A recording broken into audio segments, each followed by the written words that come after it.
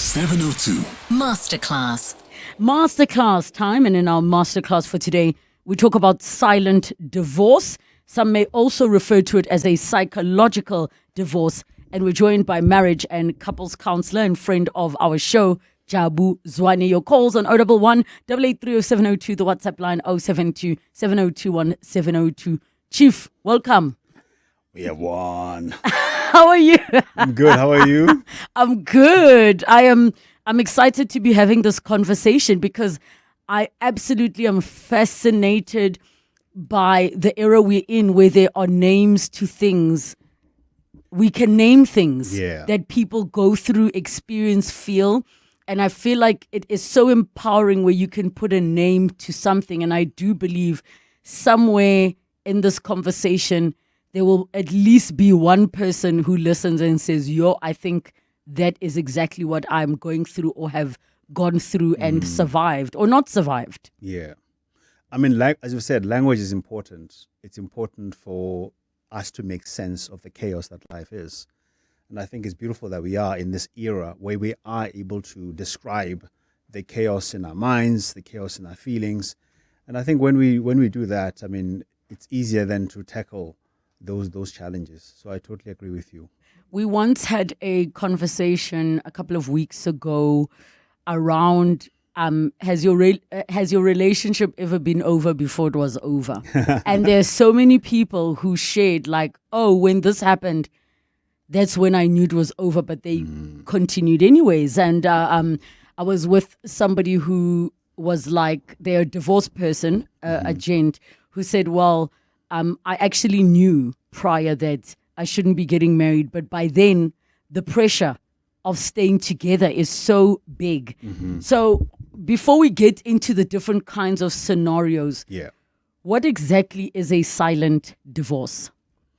So, sometimes they call it that psychological divorce, but it is a disconnection that happens in the relationship. You don't separate, you don't divorce, you're just living like roommates.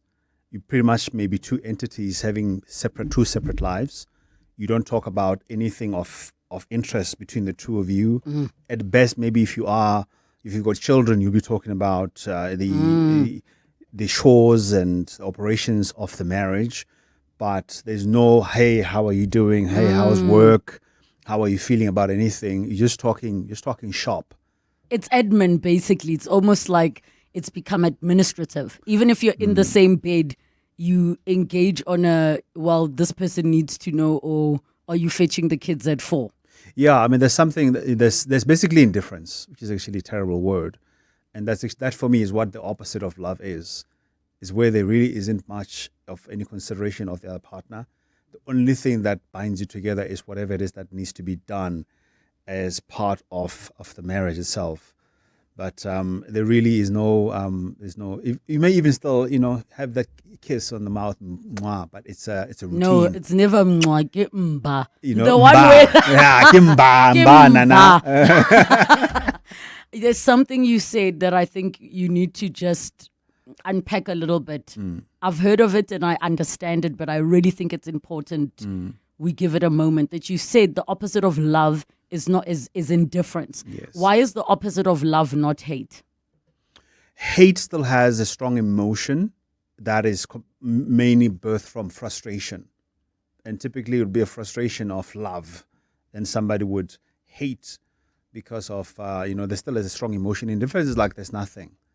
The person doesn't get hurt anymore. They don't get frustrated anymore. Like they're just exhausted that they don't have any ounce of emotional energy to contribute to the interaction. And indifference is, there are no tears, there's no anger, there's no sadness, there's no sorrow. It's just dead. Nothing. There's nothing there. There's nothing there. It's almost like, and I think even in some cases of indifference, you would treat that person with less grace than you would a stranger. Absolutely. Because it's so far gone, whether it is the husband has stopped now asking for quality time or gratitude for whatever, or the wife doesn't even ask when are you coming back home, because it's insignificant what you are doing. It doesn't impact me in my life. I mean, I think that's actually what makes indifference for me such a dangerous place to be in. It's exactly that. Like, no phone call is fine. No kissing is fine. No celebration of anything. Anything is, you have accepted that this is the state of things, and there's no fight in you. There's no fight in you, and then you don't want. And it's almost like indifference is a way of protecting yourself from getting hurt. And then indifference comes. Here we go. There's no expectation. Like, you expect nothing. And the moment you remove expectation, then there is nothing to look forward to. There's no enthusiasm. There's nothing that says, you know what, when you walk into that door, that gets me excited. As a matter of fact, sometimes I may even feel like it's a bit of an inconvenience because I just want to be by myself. And it's just, it's a bit almost like irritating to be in the same space. Why would you, as a marriage or couples counselor, have more hope in the two that come in arguing and angry and you never and you always, versus the ones that are sitting there and they're like, if the one says, yeah, if things don't change, I'm going to move on, and the other one's like, yeah, if you decide so. Like, why are you more worried about the second couple and not the first couple? The first couple, there's still an energy there. There's still a fire. You can still blow the smoke, and then the fire can still take off. As long as the person is fighting, remember, they're fighting for something. So it may be uncomfortable in that time, but there's still a bit of hope that, you know what, I can still get to you, even if I'm saying, mwah. Yes. Even if I'm swearing at you, there's still a belief in my mind that my tantrums and even my misbehavior can get to you somewhat and convince you to change your behavior so that we can get this love thing going. But where there is no indifference, where there's indifference, it means that you have gone through that and you have accepted that nothing's going to happen. And it takes a lot of emotional recharging and ignition. Like, there's no, like the fire has been, you put water on the fire. And it becomes very hard then to get that fire to dry and to try and find some redemptive aspects in there and to try and light up that fire again. That's why the second couple is, I get worried when I see that, because then there's no big word, there's no willingness anymore. And now it's almost like a lot of persuasion that has to happen to at least get to even to the point of willingness, so that certain steps can be taken. There's a certain word I am looking for and it is failing me. I will find it. But outside of the financial costs of couples divorcing,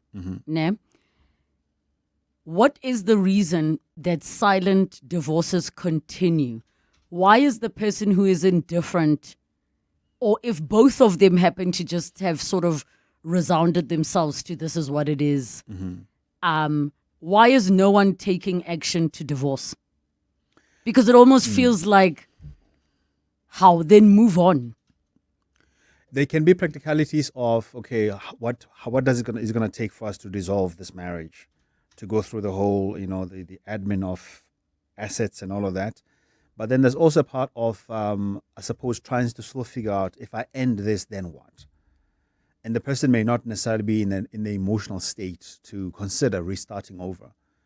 Because remember, there's still an element of, how much you've put into this, and then you think to yourself, does it mean if I end this, now I've got to prepare myself for the next, and what is the next for me? And that process, that state there, it's almost like a state of paralysis, because there's a certain numbness that comes with that indifference as well. And are you willing to then subject yourself to even thinking of a different life? Sometimes you're not necessarily ready to go into that space. And I think the big part of sometimes it's embarrassment. It's being worried about what the people are going to say, and also kind of hating yourself and feeling like maybe I wasn't as smart.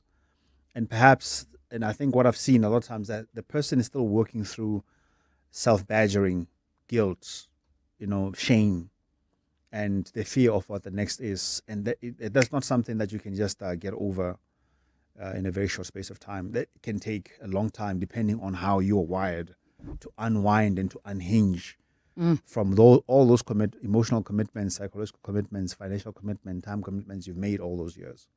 I want to say something which might sound a bit careless, but I would bet money that there are scenarios like this where a person is in this scenario so over it or indifferent that they're basically waiting for the other person to die. Do you think that there are couples like that where one of them is just waiting for the other person to die? Because as you said, all of the admin and the requirements of divorce are too much effort, so they'd rather just wait it out for this person. And I want to be clear, we are not speaking about necessarily relationships where one is extremely abusive and the individual is struggling to leave. Those are not the dynamics that we are discussing here. We are talking about the scenario where it could have been infidelity, it could have been whatever, it could have been help me around the house, you're no longer helping, so I'm just going to stop asking, and now there's nothing there. Yeah. But do you think there are scenarios where people have been married so long? I mean, I had somebody saying to me, I'm hearing that my parents want a divorce and they're in their 60s, and as kids we're like, but why? You're old, so you might as well. Yeah. And to me, I'm like, nope. Even if you can get 2 good years of life, it's worth it. But there are those who are like, I'll just wait for this person to die. I mean, I would imagine that happens. I think to add to that, they're definitely waiting for something big and permanent to happen. Whether it be the other person does make the move to end the relationship themselves, or something like that happens, and then we know that for sure it's permanent. It could be that, something like the person loses the job, and then that's the thing that breaks the camel's back, where you're deciding, I don't feel for this person anymore. I'm not going to now carry them financially as well. Or even they get sick. I don't feel for them anymore. I'm not going to now become their caregiver, And then people get surprised, but how can you leave a person when they're getting a dirty disease? Well, it was something that the person has, that's what they needed. That's what they waited for. Something more permanent that, I suppose, puts things into perspective. And then you've got to decide, do I continue to carry this burden, especially in this way, when at the end of the day it no longer serves me in any way, especially in terms of why I came into this relationship. Yeah. I saw this American woman, because I obviously consume a lot of content, and she was sharing that she divorced a good husband. Yes. And people were like, no, there's no way, he must have done something.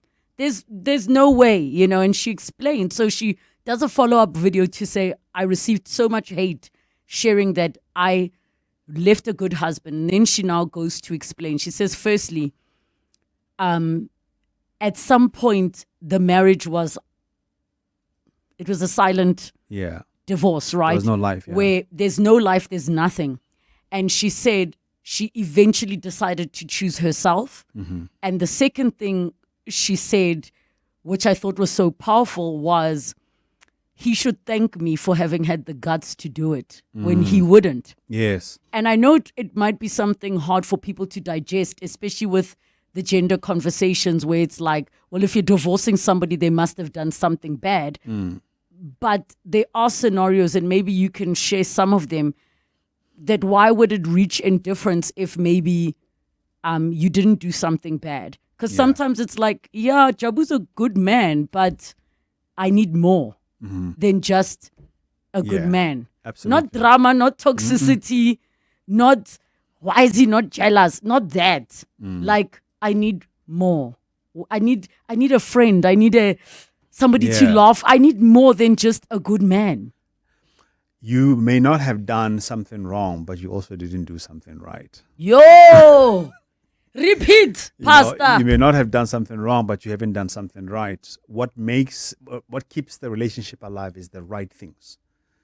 What is it that you're not doing to connect with me? What is it that you're not doing to choose me? Do you still remind yourself of how important I am to you? Are you still considerate to me? Other than how's the kids and how's this? Have you ever asked me how I am? When was the last time that you wanted to know how I am? When was the last time that you considered me when you did something important to you and then you wanted me next to you? Right? 5 questions. Do I matter? To whom do I matter? For what do I matter? Is that how I want to matter, and should I change it? If at some point I only matter to you now because of the image, because of the marriage itself, but not for me, for who I am as a person, then you are no longer choosing me.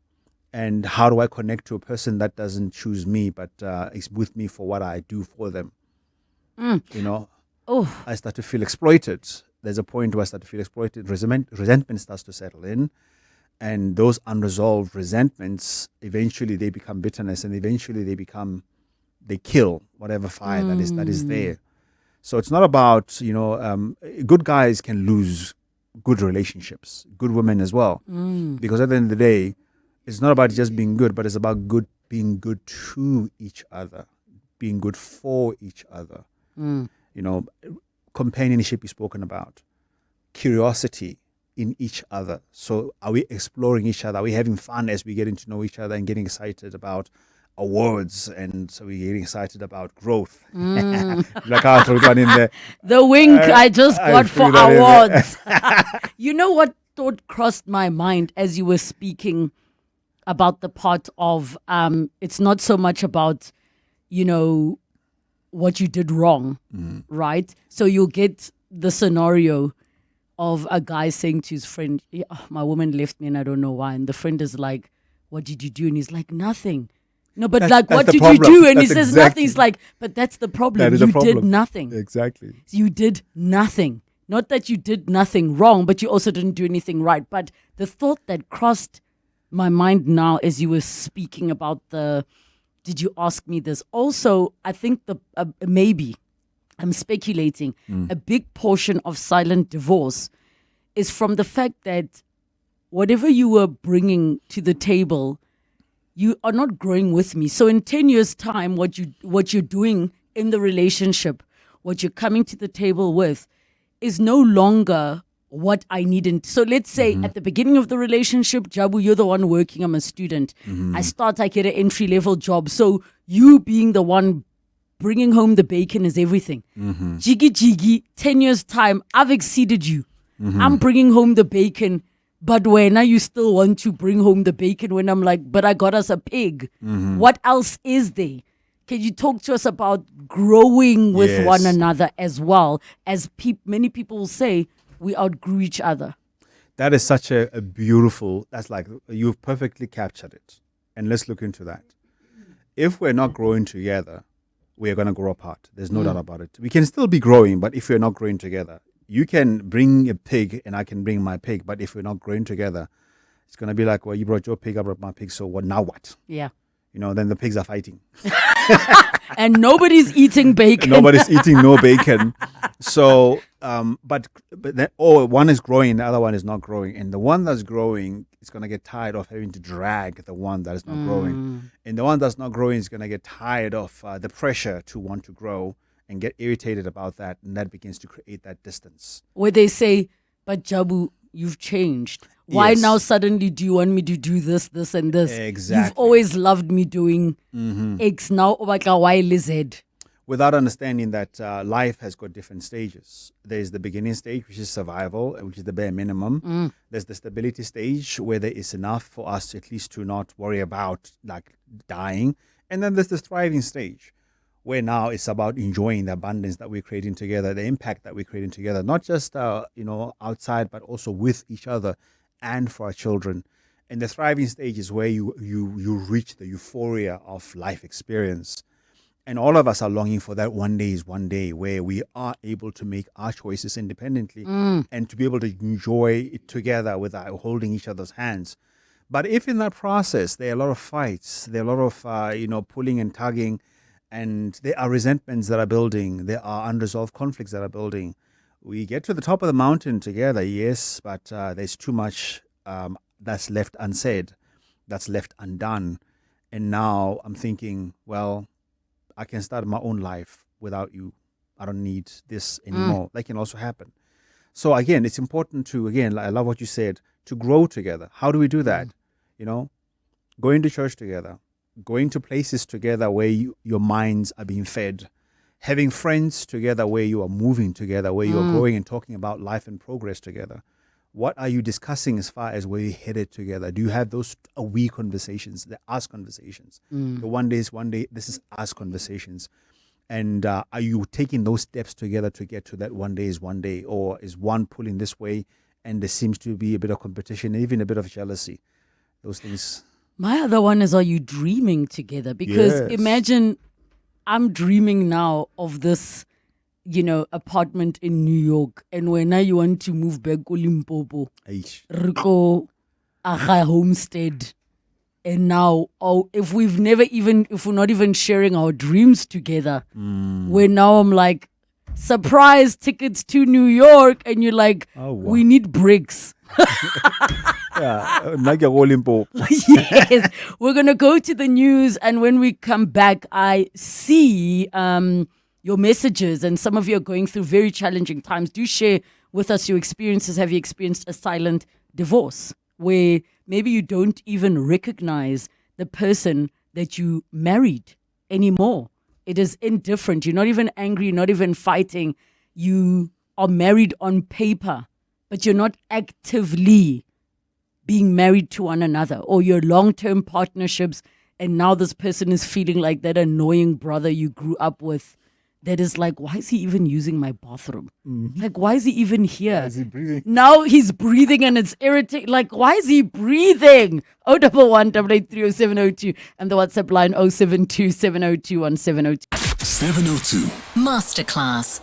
22 minutes to 3 o'clock. We continue in our masterclass today as we have a conversation around silent divorce or psychological divorce. The one where you are married on paper, but there's no active relationship connection between you and your spouse or long-term partner. Is this an experience you have had? Get in touch with us, 011-883-0702 and the WhatsApp line 072-702-1702. We're chatting to Jabu Zwane, Marriage and Couples Counsellor, who reminds us that the opposite of love is not hate, because hate, there is still fire. It is there. Even if it's facing a different direction, there's hope. A person still is invested if they are angry, if they are shouting, if they are complaining. Yeah. At the moment, whatever you do makes no difference to them and you're indifferent, then we have a serious problem. Now, before I go to the line and to the messages, I'm curious to find out if, based on how, we've been talking about the growing together part, based on what you know, what you've seen, where many people only generally come for couples and marriage counseling for and when there's problems to save. Yes. It's not often that couples say, we're in a good place, we just want to have a maintenance plan that they come to. Knowing that, would you be in support of the concept of renewable marriage contracts, that every 5 years you're forced to come together and recommit or say, because maybe this part of silent divorce can continue to happen because there is no real incentive that is pushing you to have to make a decision and act on it? No, I definitely agree with that concept. Totally. It's a matter of fact, after I've done the premarital counseling with a couple, I normally say at least in the next 6 months, let's connect. Let's connect within a year. I try to make them aware, especially in those first couple of years. You're like a little child when you get married. You may have been together for the last 10 years, but there's something that shifts psychologically when you get married. There's certain understanding in your subconscious mind about the permanence of that, or what that means. And it either is, let's think about it this way. I always say, when you get married, you are accepting that this person meets the minimum standard. And if they don't change, you are shining out with that. So if there's anything that you feel is a red flag, that you'll not be able to live without, that you're hoping that when you get married, they're going to completely change, the likelihood is that you're not ready to get married, and you shouldn't. Or you shouldn't be marrying that person. You should not be marrying that particular person.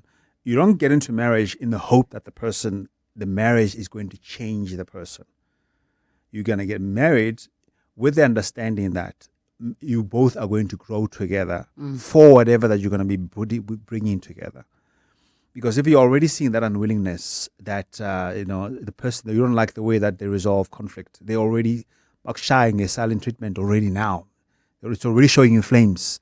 It How gets long? worse in marriage. It gets worse in marriage because that permanence gives a certain level of power and acknowledgement and acceptance, and in fact, to a degree, a certain level of entitlement. And if the person is not very considerate, then you are already not there. But as you are growing, it's important to renew the vows. It's important because the vows is about renewing of your mind, and it's about taking stock of, are there any unresolved conflicts? Are there any unresolved issues? Is there something that's building up that is weighing you down so much that you find yourself every day choosing not to love, choosing not to show that love? There's a point after you've chosen not to love, not to show that love, not to avail yourself, where indifference is going to creep in. And what is it that you've been hearing all this time that you've now become deaf to? That when you hear it now, it's like, you know this person. This is how they are. Hi, life. That's life. That's just the way. That's just my person. That's just the way they are. Yeah. But you are saying that as a way of protecting yourself from being hurt by that, and you're you're talking yourself basically then into no longer caring.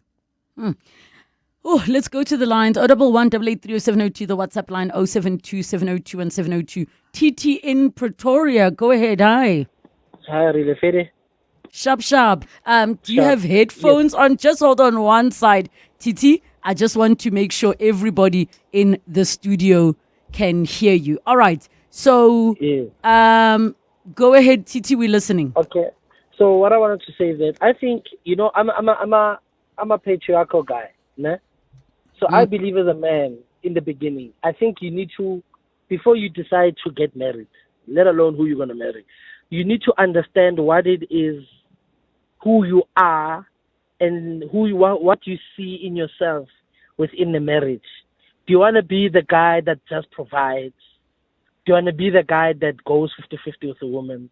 Do you want to be the guy, what kind of guy do you want to be? And have that difficult discussion with the person that you're potentially going to marry.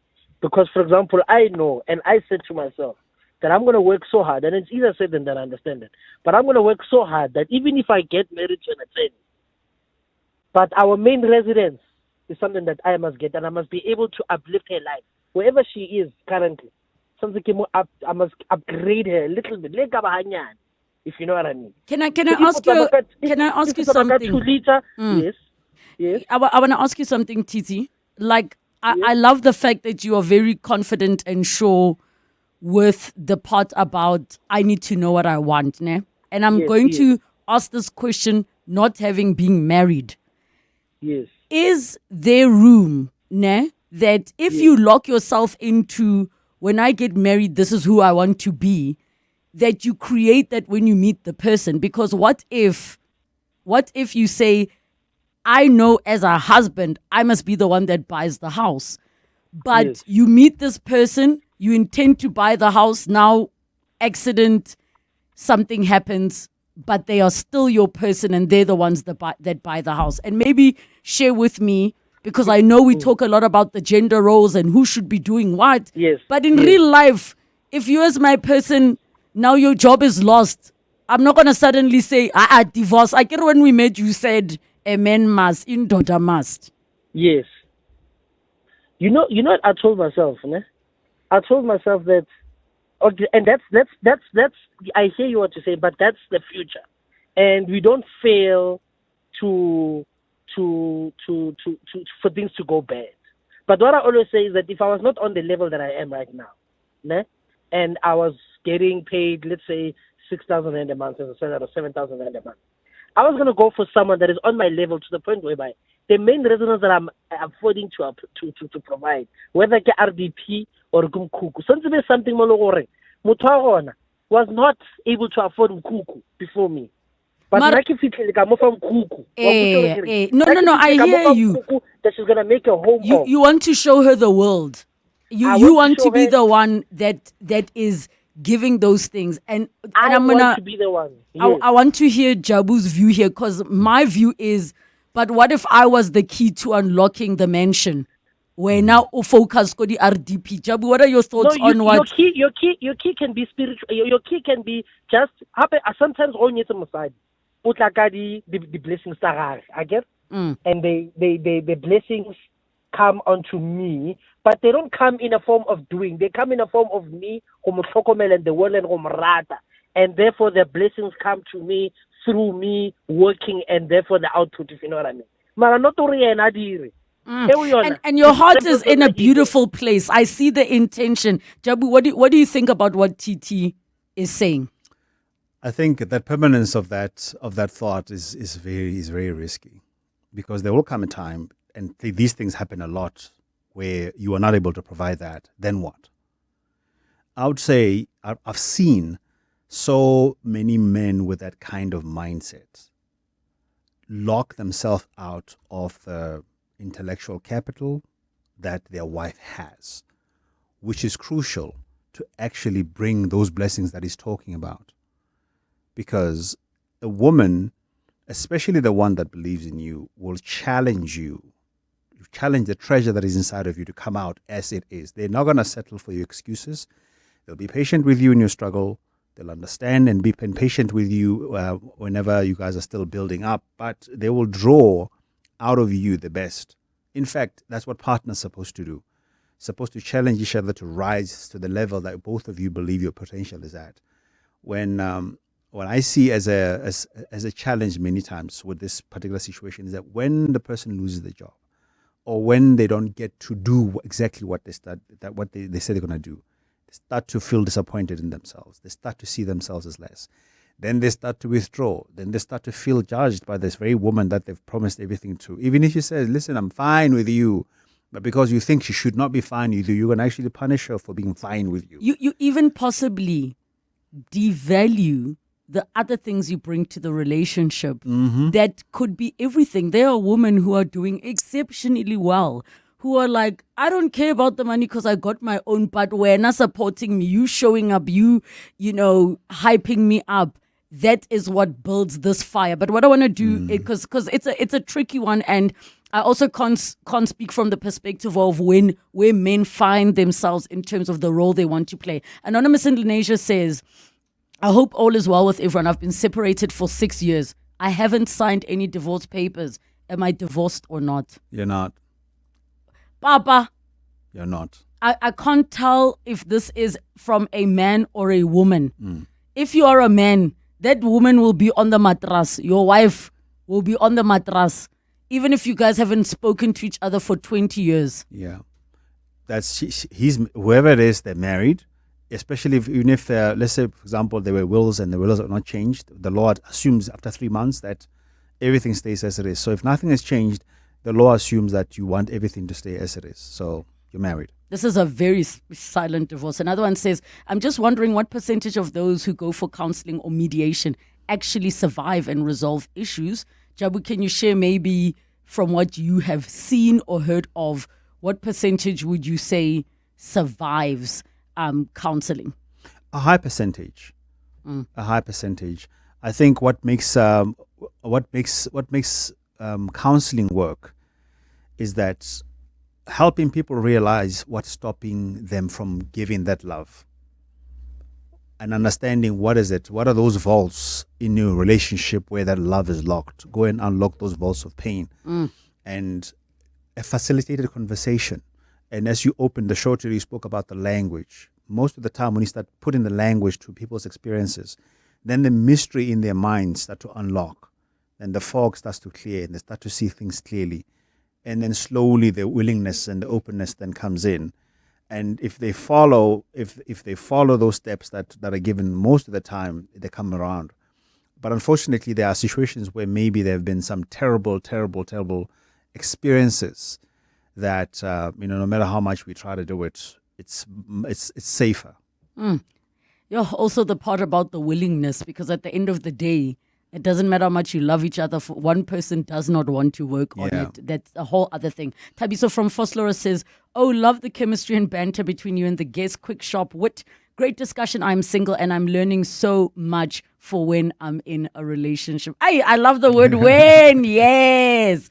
Lebo and your guest, you do not take someone to the altar to alter them. Well said. Yeah. You do not take someone to the altar to alter them. But I think even then, there must be growth. Yeah. Your intention is not to change who they are as a person, but there must be growth and evolution. Another person says, "Relebogile, I love the show and the content. The part of bringing the bacon and then the whole pig says it all. Mind you, we must be sensitive to the halal listeners." But I get what you're saying, great show. And guys, the people are not halal. The food is halal. How? They are the Muslim listeners and also those who eat kosher. Yeah. But yeah. I hear you, yes. Another one says, question is, would you get married to someone like you? I've been married for 30 years and 7 months. Every day we discover something new about us. It helped us to be unpredictable, but to enjoy life. Not easy, but doable, from Mukundi in Mondio. Another one, and we're going to get Jabu's response to all your messages. Relebogile, just wanting to appreciate Jabu for his care, energy, and wisdom. This award-winning show is building the nation. Come on. We are winning. Keep going, from Dr. Philemon Mahuma. Yeah. And another one says, "Hi, Relebogile, please keep me anonymous. I had a godmother who was divorced with her husband. Partly he was an alcoholic, would break stuff on a beautiful house that she built. They slept on different beds, not out of preference. They hardly communicated. When he died, she was not there. Her 2 sons begged her to come, and apparently she came as a stranger, dress code and all." And the last one says, "Hi guys, Christina and Olifantsfontein. What is the best decision to handle silent divorce?" So a couple of messages to respond to. I don't know which one you want to start off with. Maybe the one about the couple where alcoholism was an issue in the home. Yeah. She clearly was terribly hurt. Things were said, things were done to her. And unfortunately, those situations, they dehumanize you. And there's a part of you where if you are coming, even to the person's funeral, you almost feel like you're complicit to your own dehumanization. And there's a part of her perhaps that's trying to redeem a piece of her humanity, even with that stand. Sure. You know what I mean? And I think it's kind of sad for the kids to see that, but unfortunately the kids have not been the one that have been at the receiving end of that kind of abusive behavior. I'm all for, redemption and forgiveness and humanity, but I'm also at the same time, I'm not for being complicit to your own dehumanization. Yo, you are saying something so deep that I'm sure so many are sitting with, possibly even in their marriages that are now evolved and in a good place, where they know there was a period where they experienced things they could never speak of because they were so bad. They were so, as you said, dehumanizing. Some of the other messages, the one was saying, what is the best decision to handle silent divorce? And maybe speak about it from both parties' sides. So let's assume you are the one who is indifferent, and then let's assume you are the one that maybe you finally decided to stop cheating, and now you're like, okay, I'm ready to be serious, and then the other person is indifferent. First of all, it's introspection. When was the last time that I've been genuinely interested in my person for who they are, not for what they do, and not for what I want from them? The second would be, when was the last time that you were able to be kind to each other? And when was the last time that the love came out freely without any kind of strife? If you're genuinely interested then in saving, then ask yourself, what can you do to allow yourself to let your love flow out of you freely without it being a burden? Because love that is not given out, even though you are indifferent, it still is locked in there. It's grief, it's heavy, it's weight, and it makes you sick psychologically. And then, of course, intervention. Look, one of the best benefits of therapy counseling is the neutralized, facilitated environment where you can hear yourself think more clearly for the first time without worry of judgment. And there's also assistance in terms of facilitating your own thinking and unraveling some of the entanglements that you have in your thoughts. And to help you articulate what you might struggle to because emotions are so high and you're so angry or frustrated or whatever else. The power of articulating exactly what you're saying is incredibly freeing. When you're able to tell the person exactly what you want to tell them, that energy that leaves your body as you speaking those things out, and you also in a way releasing that power that it has on you all this time. That's what it does. And most of the time, that's what a counselor does, that you're facilitating conversation, you're putting context to experiences, you are reframing and rephrasing and allowing the person to reflect in a way that they never have before. And that most of the time is able to get you to a point of, oh, at least I now can have compassion. I now can be curious about your experience. I can say to you, okay, I heard you say this. Tell me more about what you're experiencing that I didn't get before, that you want me to understand now. Or even just, I experienced X scenario like this. What was your experience of X scenario? Just simple things like that. And Jabu, I'm going to ask you in advance, please grace us with a visit in the beginning of the year. Please. Because I wanted to take an opportunity to also touch on how children, how cell phones, how loss of income, big life events contribute to that domino effect beginning. And I think it will be great for us to have a part 2 because there's still so many messages that we did not get to. But thank you so much for joining us on this award-winning show. Oh, I'm so privileged to be on this award-winning show with the award-winning presenter.